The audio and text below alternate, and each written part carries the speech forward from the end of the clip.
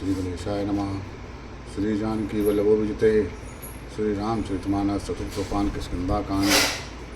ओम मंगल भवन मंगलहारी दमहु सुदसुर दुर्विहारी पितापदे परमारत मोहि राम प्रका राखा राम निहुर नाहि गुण गुणी अंगद कह सब माही मरम भयो कति संशय नाही। वे तो पिता के वध होने पर ही मुझे मार डालते हैं।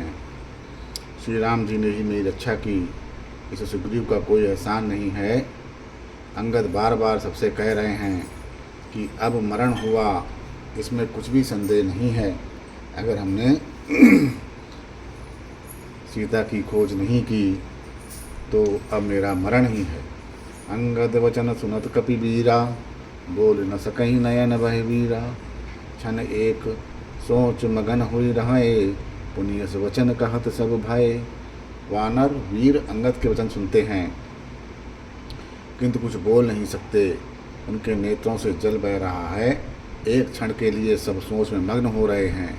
फिर सब ऐसा वचन कहते हैं। सब क्या बोलते हैं?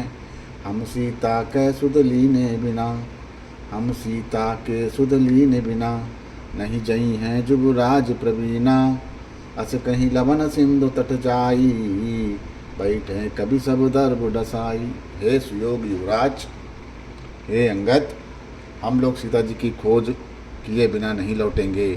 ऐसा कहकर लवण सागर के तट पर जाकर सब वानर कुछ बिछाकर बैठ गए। जामवंत अंगद दुख देखी कहीं कथा उपदेश विषेखी। तात राम कहु नर जनि मानहु निर्गन ब्रह्मा अजित अज जानहु। जाम माने अंगद का दुख देखकर विशेष उपदेश की कथाएँ कहीं। वे बोले, हे तात, श्री राम जी को मनुष्य न मानो, उन्हें निर्गुण ब्रह्मा अजय और अजन्मा समझाओ।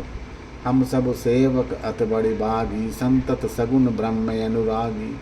हम सब सेवक अत्यंत बड़भागी हैं, बहुत ही भाग्यशाली हैं, जो निरंतर सगुण ब्रह्मा या श्री राम जी में प्रीति रखते हैं।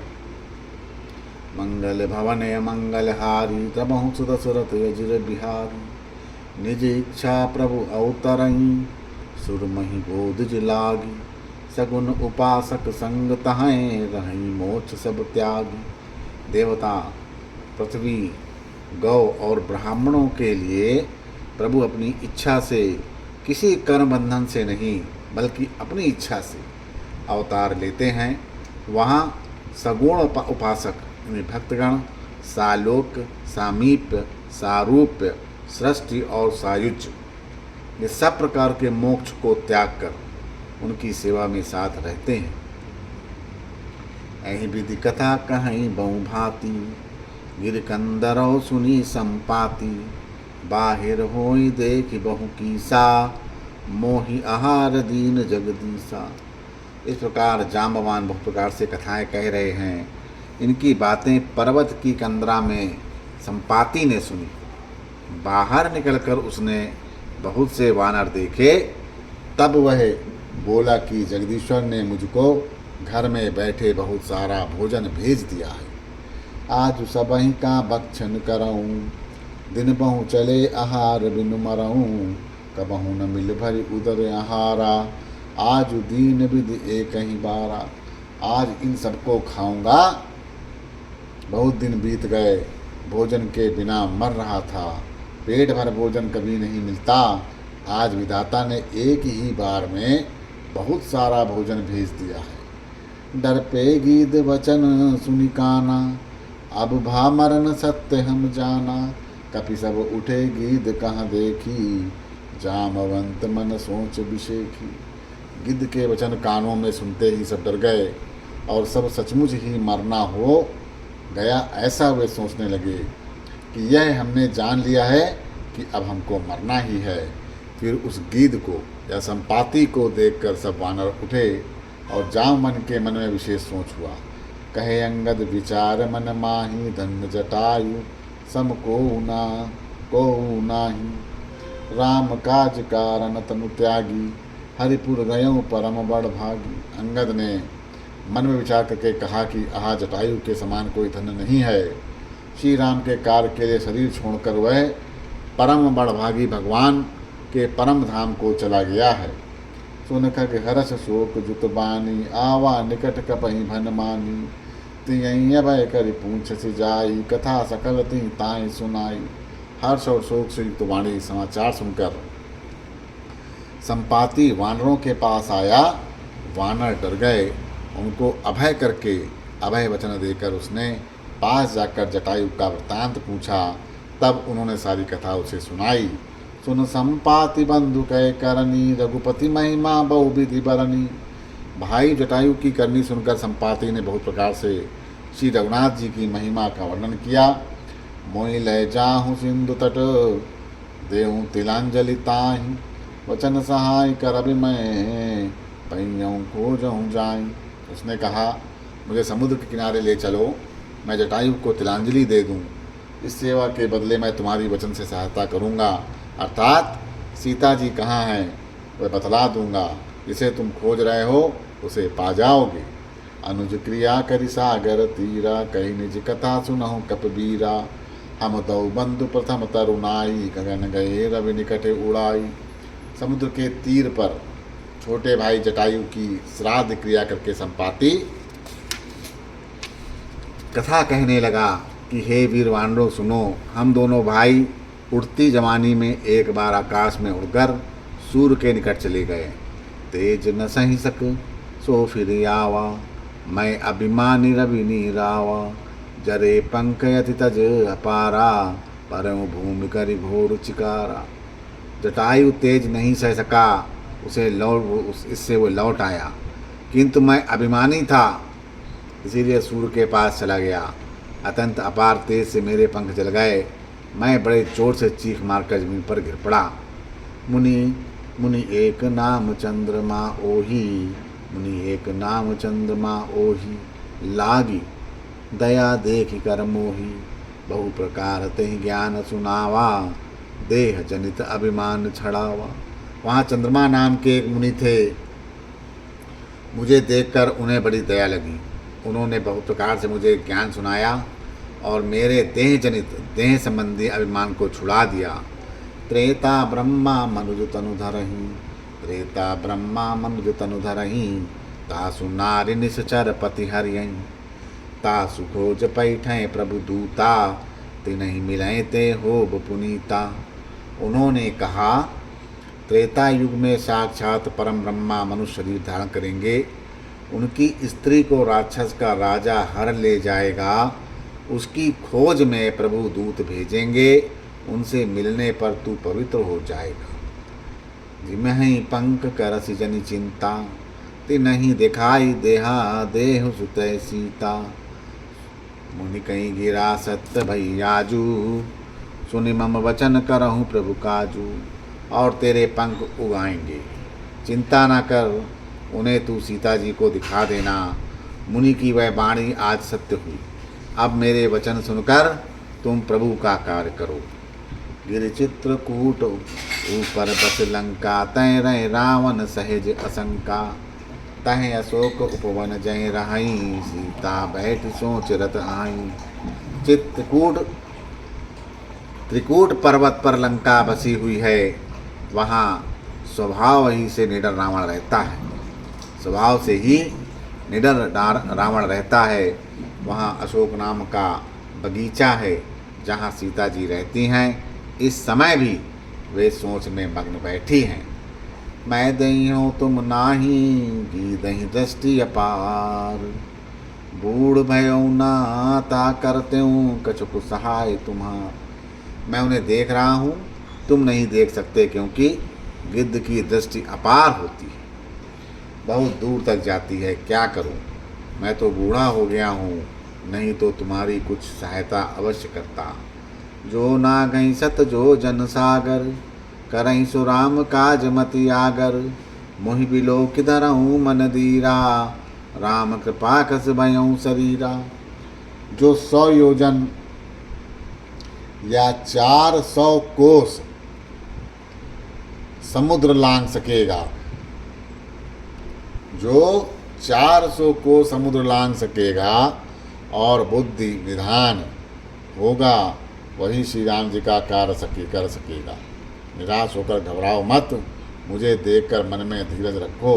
देखो श्री राम जी की कृपा से देखते ही देखते मेरा शरीर कैसा हो गया। बिना पाँख का बेहाल था, अब पंख उगने से सुंदर हो गया। पाप्यों जाकर नाम सुमरहीं, अति अपार भव सागर तरहीं। तासु दूत तुमने तज कदिराई, राम हृदय धरि करहूँ उपाय। पापी भी जिनका नाम स्मरण करके अत्यंत अपार भाव से तर जाते हैं, तुम उनके दूत हो। अतः कार्यार्था छोड़कर श्री राम को हृदय में धारण करके उपाय करो। असि कहीं गरुण गीत जब गयऊँ, तिनके मन अति विस्मय भयऊँ। निज निज बल सब काहूँ भाषा, पार जाई कर संशय राखा। काकभूषणी जी कहते हैं कि हे गरुण जी, इस प्रकार कहकर जब गिद्ध चला गया, तब उन वानरों के मन में अत्यंत विस्मय हुआ। सब किसी ने अपना अपना बल कहा, पर समुद्र के पार जाने में भी सभी ने संदेह प्रकट किया। जरट भयऊँ अब कहीं रिछेसा, नहीं तन रहा प्रथम बल जैसा। जब ही त्रिविक्रम भय खरारी, तब मैं तरुण रहूं बल भारी। यक्षराज वामन ने कहा कि मैं बूढ़ा हो गया हूँ, शरीर में पहले वाले बल का लेश भी नहीं बचा। जब खरारी यानी खर के शत्रु वामन बने थे, जब खरारी वामन बने थे, तब मैं जवान था और मुझमें बड़ा बल था। बलि बांधत प्रभु बाणों, सो तनु बरनि न जाई। उभय गई महदीन सात प्रदक्षिण दाई। बलि के बांधते समय प्रभु इतने बड़े कि उस शरीर का वर्णन नहीं हो सकता, किंतु मैं 2 ही घड़ी में दौड़कर उस शरीर की 7 परीक्षाएँ कर ली। मैंने 2 ही घड़ी में उस शरीर की 7 परीक्षाएँ कर ली। अंगद कहीं जाऊँ मैं पारा, जिय संशय कछु फिरती बारा। जामवंत कहे तुम सब लायक, पटिए किम सब ही कर नायक। अंगद ने कहा, मैं पार तो चला जाऊंगा, परंतु लौटते समय के लिए हृदय में कुछ संदेह है। जामन ने कहा, तुम सब प्रकार से योग्य, परंतु तुम सबके नेता हो, तुम्हें कैसे भेजा जाए। कहाई रीछ पति सुने हनुमाना, काच प्रसाद रहूं बलवाना। पवन तनय बल पाँव समाना, बुद्धि विवेक विज्ञान निधाना। वृक्षराज जामवन ने हनुमान जी से कहा कि हे हनुमान, हे बलवान, सुनो, तुमने यह क्या चुप्पी साध रखी है। तुम पवन के पुत्र हो और बल में पवन के समान हो। तुम बुद्धि विवेक और विज्ञान की खान हो। कवन सो काज कठिन जग माही, जो नहीं होए तात तुम पाही। राम काज लगी तब अवतारा, सुनतई भयऊ पर्वतहकारा। जगत में कौन सा ऐसा कठिन काम है जो हे तात तुमसे नहीं हो सकता। श्री राम जी के कार्य के लिए ही तो तुम्हारा अवतार हुआ है। यह सुनते ही हनुमान जी पर्वत के आकार के अनंत विशाल काय हो गए।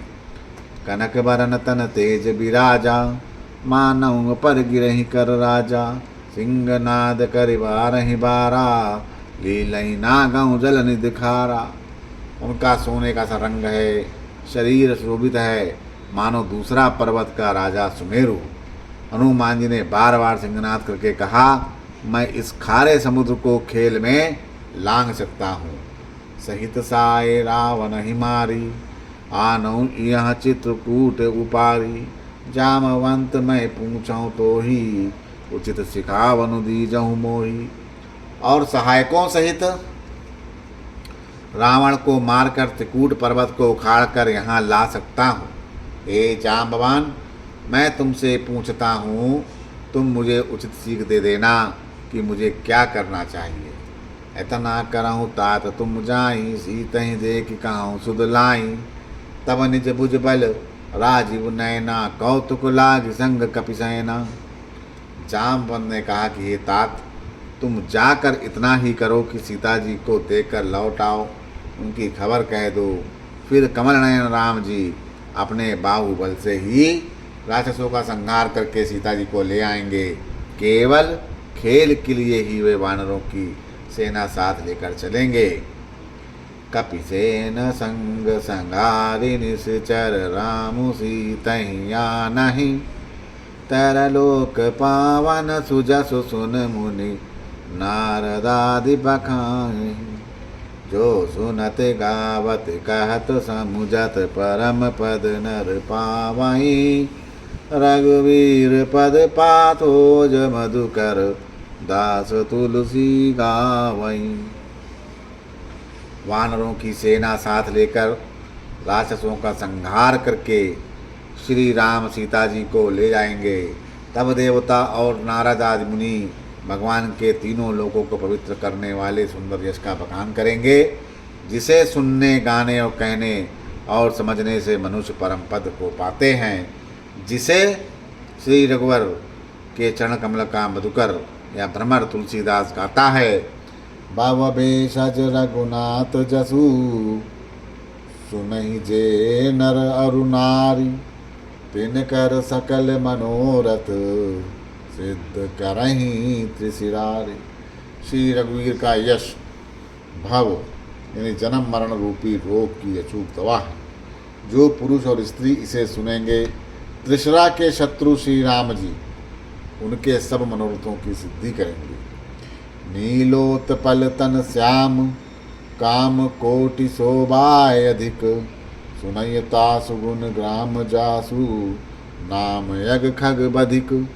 जिनका नीले कमल के समान श्याम शरीर है, जिनकी शोभा करोड़ों कामदेवों से भी अधिक है, और जिनका नाम पाप रूपी पक्षियों को मारने के लिए बधिक या बाधा के समान, व्याधा के समान है, उन श्री राम के गुणों के समूह लीला को अवश्य सुनना चाहिए। मास परायण 23वां विश्राम। यदि श्री रामचरितमान सकल कलिक लुच विध्वंसने चतुर्थ सोपनाह समाप्ता। कलयुग के समस्त पाप के नाश करने वाले श्री रामचरितमानस का यह चौथा सोपान भी आज समाप्त होता है। किष्किंधा कांड का समापन हुआ। बोलो सियावर रामचंद्र की जय।